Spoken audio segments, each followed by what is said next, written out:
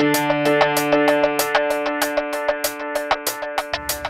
I'm Lakia Brandenburg. I have a bachelor's in professional English, a master's in educational leadership, and over 5 years experience teaching middle school language arts. Today I'm going to show you some reading strategies for struggling middle school readers. Now there are many strategies available, but there are 7 habits that I've discovered that any reader should develop in order to be proficient.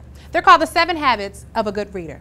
What you want to do is either teach the habits in isolation, but they're highly recommended that you incorporate in day-to-day reading. So I have my chapter that I've read before the students, and it says, "He dressed in his Arabian clothing of white linen, bought especially for this day. He put his headcloth in place and secured it with a ring made of camel skin. Wearing his new sandals, he descended the stairs silently." So the first habit is to visualize. I would ask my students to create an image of what I just read or what they saw in their minds. What adjectives or adverbs or maybe even verbs did they hear to help them create that image? The next habit is to make a connection. The student should be able to make a text-to-text connection, a text-to-self connection, or a text-to-world. Maybe they have white linen, or maybe they have seen in media where white linen was being worn. Next, the student should be able to make inferences. This is an educated guess. They can activate prior knowledge, maybe knowing that he's wearing white, that this is a very special occasion.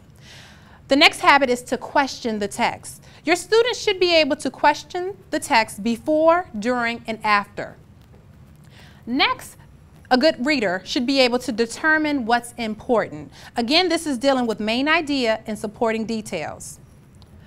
A good reader should be able to use fix-up strategies. And this is when a student comes across a word that they're unfamiliar with. For example, if they were unfamiliar with the word descend, they can use context clues, which are words that surround the word, or maybe even break down the word in its parts, looking at the prefix, the root, and the suffix.